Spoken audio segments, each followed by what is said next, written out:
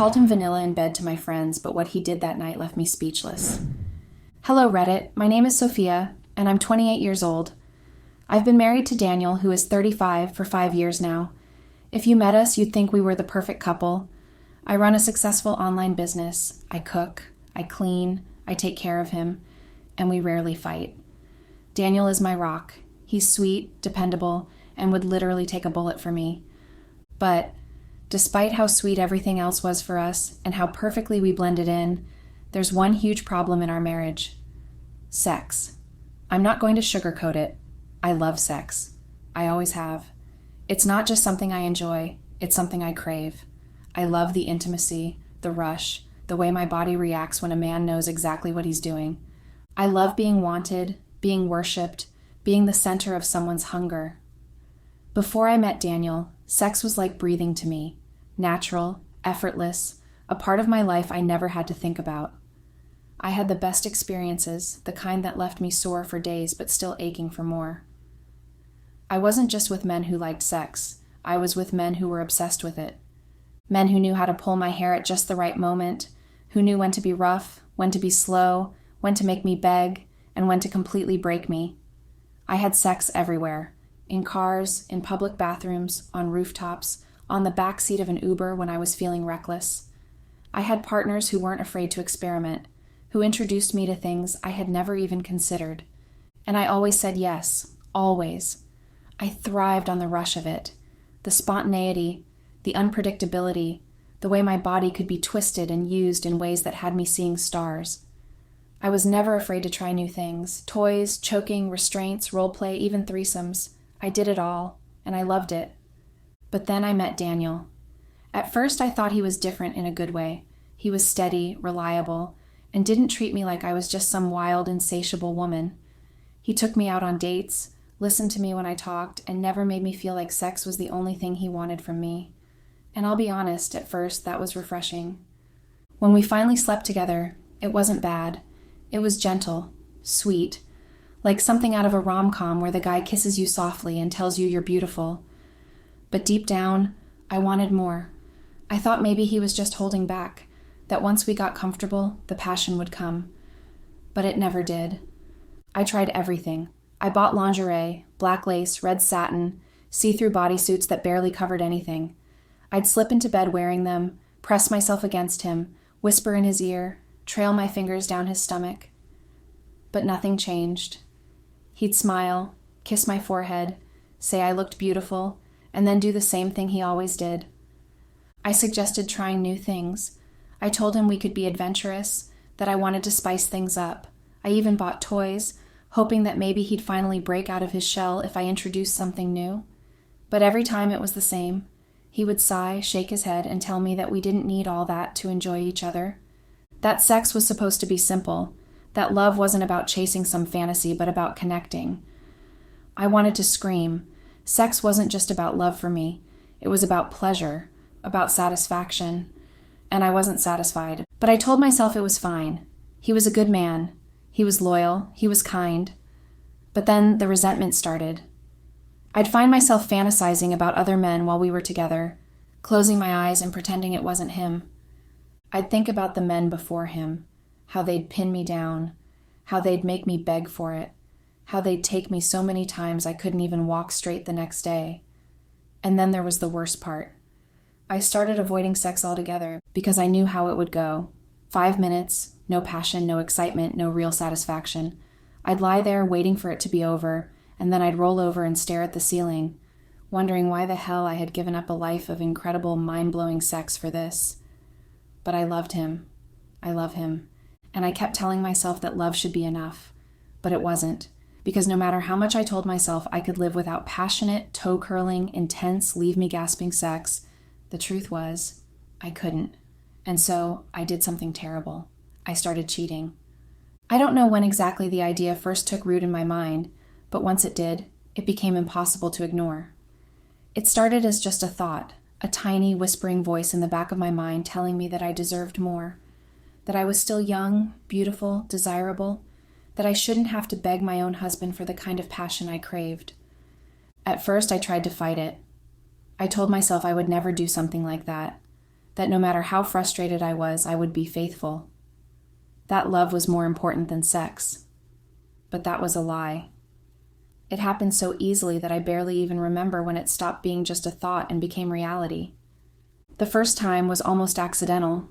I had gone out to a bar with a few old college friends, just to catch up, nothing suspicious, nothing premeditated. And then I ran into Josh. Josh had been one of my wildest experiences back in college, a guy who knew exactly how to handle me. He had been the type to take what he wanted, to pull my hair and pin me down and leave bruises in places I had to cover up with makeup the next day. Back then, he was the kind of man I lived for. When he saw me, he smirked, made a comment about how I still looked the same, and I felt something ignite in me that I hadn't felt in years. A thrill, a spark, a hunger I thought had died inside me. We talked, we laughed, I drank. Too much, maybe. And then, before I even realized what I was doing, I was in the bathroom with my dress hiked up and my hands braced against the sink while Josh fucked me from behind like I was still that reckless college girl who didn't care about consequences. It was quick, messy, desperate. I barely even processed what had happened until I was smoothing down my dress, looking at myself in the mirror, heart racing, lips swollen, thighs still trembling. I told myself it was just one mistake, a moment of weakness. But the moment I got home and slipped into bed beside Daniel, listening to his slow, steady breathing as he slept soundly, I felt nothing.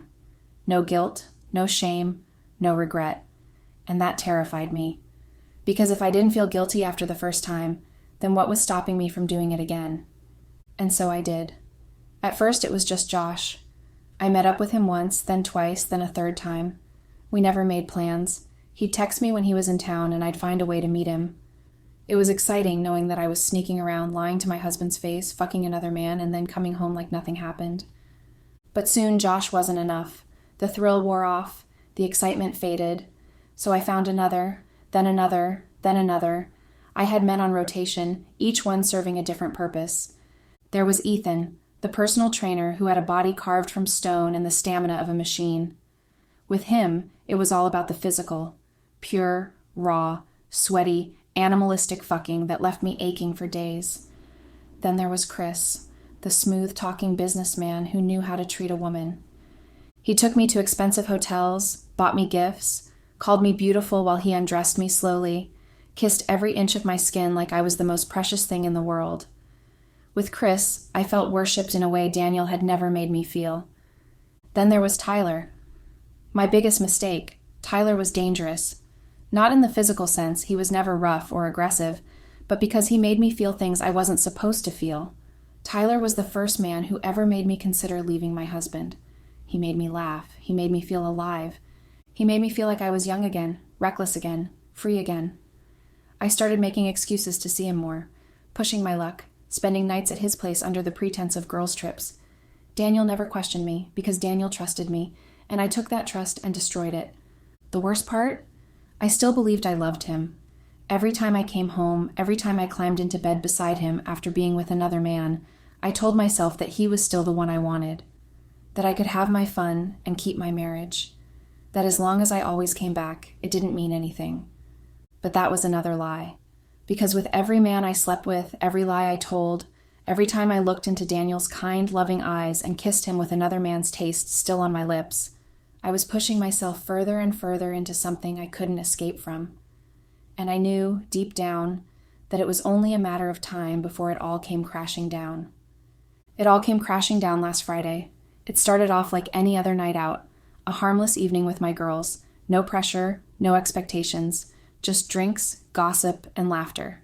I needed the break. I had spent the entire week playing the perfect wife, cooking dinner, washing Daniel's clothes, handling my online business, smiling at him like I wasn't sneaking around behind his back. By the time I got to the bar, I was already in the mood to let loose. The music was loud, the drinks were flowing, and my friends were just as ready to unwind. Melissa was the first to start talking about her latest fling, bragging about how she had met up with some guy from the gym while her husband thought she was out getting groceries. She laughed, swiping through pictures on her phone, telling us how she had lied so easily that her husband didn't even suspect a thing. Jasmine chimed in next, rolling her eyes and saying that at this point, She had lost count of how many men she had been with since getting married. She was proud of it, almost cocky, saying that her husband was so stupid he would never even think to question her. She talked about how she had hooked up with her boss in his office just last week, how it was so risky but so worth it. I remember laughing. I wasn't even drunk yet, but I was already getting caught up in the conversation, the energy, the thrill, the feeling of being surrounded by women who understood me, who knew what it was like to be trapped in a passionless marriage and refused to settle for it. I don't even know why I said it. Maybe it was the cocktails, maybe it was the excitement in the air, or maybe it was just my own arrogance. I laughed and said that at least they were having fun because my husband was the most vanilla man alive. I said it like a joke, shaking my head, rolling my eyes, but it wasn't a joke. I told them how I practically had to beg him for sex, how he would sigh like it was a chore, how it never lasted more than 5 minutes before he rolled over and went to sleep. I told them that half the time I didn't even finish, and that's why I had Jake, Brian, and Tyler on rotation. They roared with laughter. I kept talking because at that moment I felt unstoppable. I told them everything. How I would fake being asleep just so I wouldn't have to deal with another boring, mechanical, passionless night with Daniel. How I would sneak off during the day, making up excuses about work meetings or spa appointments when in reality I was in some random man's bed, screaming in a way my husband had never heard. I told them about the craziest places I had cheated, the times I had barely gotten away with it.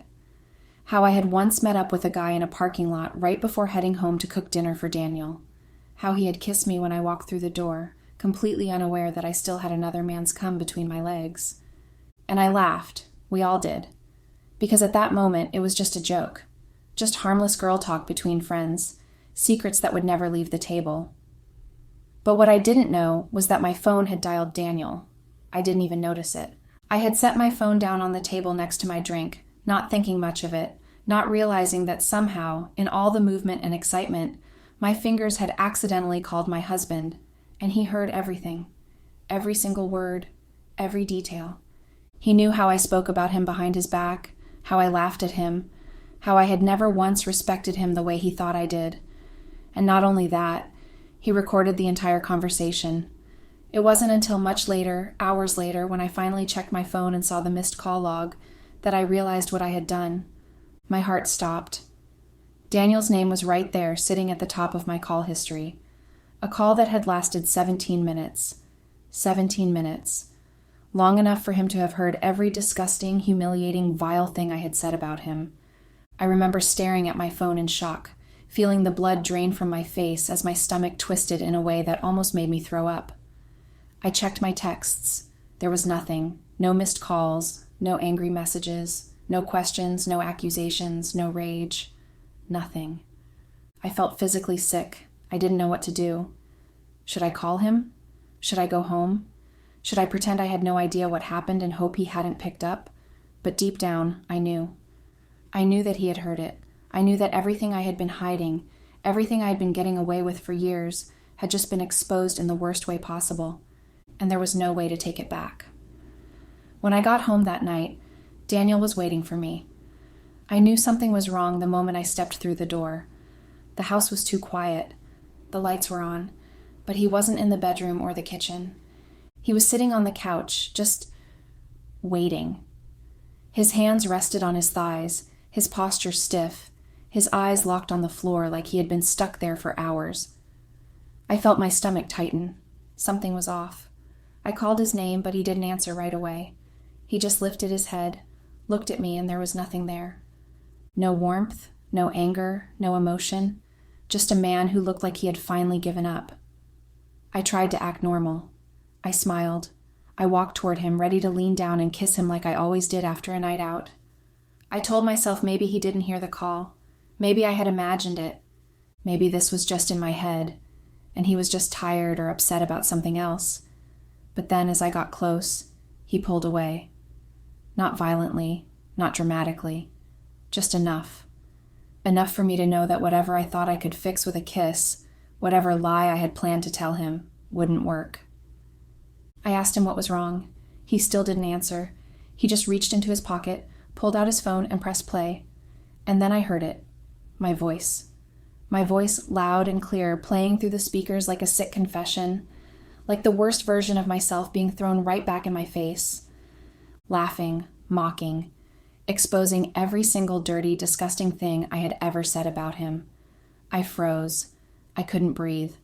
I could hear myself laughing with my friends, calling him vanilla, making fun of how quickly he finished in bed, how I had men on rotation just to keep myself satisfied. I heard myself bragging about cheating. I heard myself admit to coming home with another man still on me, pretending to be a loving wife while I was carrying the evidence of my betrayal between my legs. I heard everything. I wanted to turn it off. I wanted to run.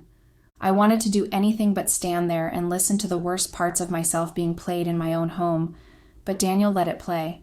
He let it play all the way through, and when it ended, he just sat there, staring at me. I felt like I was about to throw up.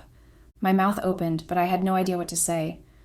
What do you say when the ugliest, most vile, most unforgivable thing you've ever done is laid out like that? Then finally, he spoke, and all he said was, "You think I'm vanilla? You think I'm pathetic? Congratulations. Now the whole world knows." And then he got up, and he walked out. Just like that.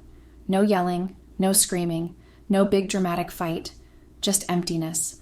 And somehow that was so much worse than anything else he could have done. Because at least if he screamed, if he threw things, if he called me a whore and demanded answers, I could have fought back. I could have begged. I could have made excuses. But he didn't even give me that chance. He just left. I sat down on the couch, staring at the same spot he had been sitting in, completely numb. I tried to rationalize what had just happened. I tried to convince myself that maybe this wasn't as bad as it seemed, that maybe I could still fix it. He was just upset. He needed time. He would come home in the morning and we would talk. I would cry, tell him I was sorry, tell him I didn't mean it, that it was all stupid drunken girl talk. I would tell him I loved him. I would tell him that no matter what, I always came home to him, and maybe, just maybe, he would forgive me. But I was so wrong. Because by morning, Daniel wasn't just walking away from me. He was taking the whole world down with him. I woke up the next day to chaos. My phone was blowing up. Missed calls, texts, notifications, dozens of them. My stomach sank as I opened my messages and saw one name after another. Melissa, Jasmine, Carla, and then I saw their husbands. And I knew. I knew before I even opened a single text. Daniel had sent them the recording. He had ruined all of us. Melissa's husband had texted me once, and it was just 2 words. "You disgust me." Jasmine's husband had left 6 missed calls, followed by a text saying he was going to ruin her life. Then, just as I was about to call Melissa to find out just how bad things were, my phone rang. It was Carla. I picked up, and before I could even say anything, she was screaming at me. I barely understood half of it, but I caught the important part. She blamed me. She blamed me for getting them caught, for being so stupid, so reckless, for ruining all of their lives. She called me a homewrecker, a backstabbing slut, a disgusting piece of trash who deserved everything that was coming for me. And then she hung up. I sat there in complete shock, phone still in my hand, ears ringing. I thought about calling Daniel, about begging him to stop, to not do this, to not burn everything down just to get back at me. But then I realized I had no right to ask for mercy, because this wasn't just about me anymore. It was about every lie I had ever told, every single person I had betrayed. And Daniel wasn't going to be the quiet, pathetic vanilla man anymore. He was going to destroy me. And I deserved every single second of it. I thought things couldn't get worse. I thought the worst part was Daniel leaving. That once the shock faded, I could somehow fix things, somehow find the right words to make it all go away. But I had no idea just how far the damage would spread. By the time I realized what was happening, it was too late. Melissa was the first to go down. Her husband lost his mind when he heard the recording. He didn't ask questions. He didn't yell. He just dragged her out of their house at 2 a.m, still in her pajamas, and told her she was never coming back. I woke up to a text from her, pages long, calling me every name under the sun, a traitor, a backstabbing bitch, a jealous slut who wanted to take everyone down with her. I read her messages over and over, trying to convince myself that this wasn't my fault, that I never meant for her to get caught, that she was just as guilty as I was. But deep down, I knew. She was right. Jasmine was next. She didn't even try to explain to her husband. She didn't beg, didn't cry, didn't defend herself. She just walked into their bedroom, grabbed a suitcase, packed up her things, and left, like she already knew there was no way out of this. I tried calling her. She didn't pick up. The next day, she changed her number. She was just gone. But Carla was different. She didn't run. She didn't hide. She blamed me, and she wanted revenge. It happened 2 days after the recording came out. I was at the grocery store, stupidly thinking I could go out in public like my world hadn't just collapsed, when I felt someone grab me from behind and yank me around. Before I could even register what was happening, a hand connected with my face, hard. The first hit shocked me more than it hurt. The second one, that one hurt. By the time I realized it was Carla, she was screaming at me, calling me every insult imaginable, telling me I was a filthy whore, that I ruined her marriage, that she should break every bone in my body for what I did.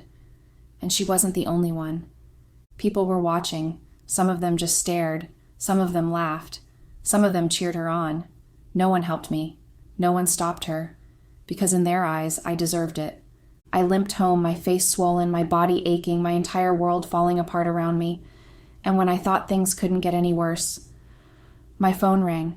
It was my mother. For a split second, I thought she was calling to comfort me, to tell me that even if the whole world hated me, she would still love me. I was so wrong. She didn't yell. She didn't even sound angry. She just said that I wasn't her daughter anymore, that I disgusted her, that my father didn't want to speak to me, that my siblings had already blocked my number, that I had brought shame to our family. And then she told me to never call her again. And she hung up, just like that, like I was already dead to them. I don't even know how many times I tried calling Daniel after that. I must have left dozens of voicemails. I sent apologies, texts, desperate messages, begging him to come home, to talk to me, to at least look at me. But he never responded. I even went to our house, our home, but the locks had been changed. He had shut me out completely. The only time I ever saw him was by accident. I was sitting in my car outside his workplace, hoping to catch him, when I saw him walking out the front doors. And for a second, I thought maybe this was my chance. Maybe I could run up to him, grab his hands, make him look me in the eye and see how sorry I was. But then I saw his face, and it was like looking at a stranger. The man I married was gone. The light in his eyes, the warmth in his expression, gone. All that was left was a broken man, a man who hated himself, a man who was ashamed to even exist. Because now the whole world knows the truth. They knew that his wife cheated on him because he wasn't good enough. They knew he was the pathetic husband who got laughed at behind his back. They knew that he had spent 5 years in a marriage with a woman who never respected him, never wanted him, never saw him as a man. And instead of moving on, instead of finding someone else, proving me wrong, getting his revenge, he did nothing. He didn't date. He didn't talk to anyone. He just stayed alone, humiliated, drowning in the knowledge that his wife had destroyed his life. And the worst part, I hate myself for what I've done. Because for the first time in my life, I realize I never deserved him. Update. Hello, Reddit. It's been 3 weeks, and somehow things just keep getting worse. I thought that after the initial explosion, after the screaming, the fights, the betrayals, things would at least slow down, that people would eventually move on, that the rage would settle, that I could finally catch my breath. But I was so wrong. Because if anything, the storm is only getting stronger. I ran into Melissa at a cafe a few days ago. I was stupid enough to think I could go out in public again, to sit down in a corner and sip my overpriced latte like I wasn't the most hated woman in my entire social circle. I was waiting for my order when I heard her voice behind me. At first, I thought I had imagined it, but then I felt something ice cold splash across my face, soaking my hair, my clothes, dripping down my skin. I gasped. People around us turned to watch. And then I saw her standing there, empty cup in her hand, eyes filled with pure disgust. She didn't say much. She just called me a pathetic whore, told me she hoped I rotted in hell, then walked away. I stood there frozen, coffee dripping down my chin, listening to the sound of people whispering around me. Nobody stopped her. Nobody defended me. Because in their eyes, I deserved it. Jasmine didn't even bother seeing me in person. Instead, she sent me one single text message, and it was the most hateful thing I had ever read in my life. She didn't even curse. She didn't rant. She just wrote one line. "I hope you suffer for the rest of your miserable life." That was it. No threats, no screaming, just a death sentence wrapped in silence. And somehow, that hurt more than anything else. And then there was Carla. She had already attacked me once, but apparently it wasn't enough. This time, she waited for me outside my apartment complex, standing near the parking lot like she had been there for hours. By the time I saw her, it was too late. I barely got a word out before she rushed at me. I tried to run, but I tripped over my own feet, and the next thing I knew, I was on the ground, my head hitting the pavement, the air getting knocked out of my lungs. She grabbed my hair, yanked my face up, spat at me, and told me I had ruined her entire life. I couldn't even fight back. I just let her do it. Let her slap me, let her scream, let her call me every disgusting name she could think of. I let it happen because I had nothing left in me to defend myself. Eventually, someone must have called security because I heard voices, people shouting, someone pulling her away. But by then, it didn't even matter, because I was already completely destroyed. I spent the next 2 days in bed, too ashamed to go outside, too humiliated to even step onto my own balcony. I checked my phone every hour, hoping, praying that Daniel had texted me, that maybe, after all of this, he would feel bad, that he would reach out, that he would ask if I was okay. But he didn't. There was nothing from him, not a single word. The only thing keeping me afloat right now is my business. I was terrified that the scandal would ruin it, that people would start leaving bad reviews, that orders would slow down, that my entire income would disappear overnight. But strangely, nothing has changed. People still buy from me. They still comment on my posts. They still share my products. They still treat me like a normal person. And for a moment, it gives me hope, because it means that maybe, just maybe, I haven't lost everything. But then the loneliness creeps back in, because even if my business survives, I don't know if I will. I miss Daniel. I miss everything about him. I miss waking up to him in the morning, hearing him mumble something half asleep before pulling me closer. I miss his stupid laugh, the way he would run his hands through his hair when he was stressed, the way he would kiss my forehead for no reason at all. I miss the way he used to look at me, before he knew the truth, before he saw me for who I really was. And I don't know what to do. I don't know how to fix this. I don't even know if I can, but I have to try. Because if I don't, then what am I even left with? Nothing. But if I do try, I'm scared of the result. Daniel doesn't even see me anymore. He probably will move on and forget about me. Even hating me will be a thing of the past. He may not feel anything towards me again. It will just be empty. His feelings for me will be what you'd feel towards a stranger. Nothing. My life feels really worthless, honestly. I feel lost without Daniel. I thought the affair could make up for what Daniel was in my life, but apparently I cannot. I cannot replace him with anyone or anything. And it doesn't help that no one wants me. I feel so lonely most of the time. Update. Hello, Reddit. This is my last post here, sadly. Daniel finally spoke to me. After weeks of silence, of unanswered calls, of messages that sat unread, of doors I knocked on that never opened, he finally stood in front of me. I had spent so many nights rehearsing this moment, thinking about how I would break down in front of him, how I would pour my heart out, how I would tell him that he was my everything, and I would spend the rest of my life making this up to him.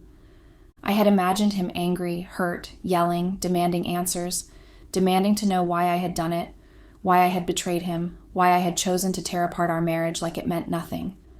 But that's not what happened. When he opened the door, he wasn't furious. He wasn't even sad. He was just done. There was nothing left in him for me. He looked right through me like I was already a ghost. All I imagined to be his feelings for me if I tried too hard, if I pushed too hard. It had been true. He had nothing in him for me.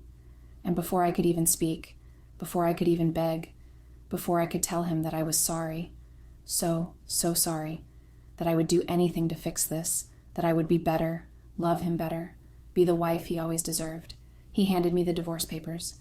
It was so cold, so final, like our entire life together meant nothing to him anymore, like I wasn't even worth a conversation. He didn't yell, he didn't cry, he didn't ask me why I did it. He just said, "Sign them." That was it. No explanation, no pleasantries, just to sign them, like I was a business deal he was closing. I felt my heart shatter. I told him I would do anything, that I would change, that I would go to therapy, that we could work through this together. I told him I still loved him, that I had never stopped loving him, that I didn't want anyone else, that no one else ever mattered, that no matter how many mistakes I made, he was the only man I ever wanted to come home to, that I was willing to spend the rest of my life proving that to him. But he just stood there, and then he said the coldest words I had ever heard in my life. The only thing I want from you is to never see you again. And then he walked away. Again. And this time I knew he wasn't coming back. I sat there on the floor of his doorstep, holding the papers in my shaking hands. I stared at my name, his name, the legal jargon that felt like a death sentence. This was real. This was really happening. He was done with me. I wanted to scream. I wanted to rip the papers apart, run after him, and force him to talk to me. But I couldn't, because he didn't want me anymore. He refuses therapy. He refuses to try. He refuses everything. He has made up his mind, and no amount of begging, no amount of apologies, no amount of regret will change that. And honestly, I deserve this. I deserve every single second of this pain. I deserve to lose him. I deserve to be the woman whose name he never wants to hear again. I deserve to be the wife he tells people about with nothing but bitterness and regret in his voice. Because I destroyed everything good we had. Because I took a good man, a man who would have died for me, a man who trusted me, loved me, believed in me, and I broke him, and there is nothing I can do to fix it. But Reddit, I can't let him go. I know I was a terrible wife. I know I hurt him in ways I can never take back. But I love him, and I can't imagine my life without him. I don't know who I am without him, and I don't know if there's anything I can do, if there's any hope left at all, or if this is really, truly too late.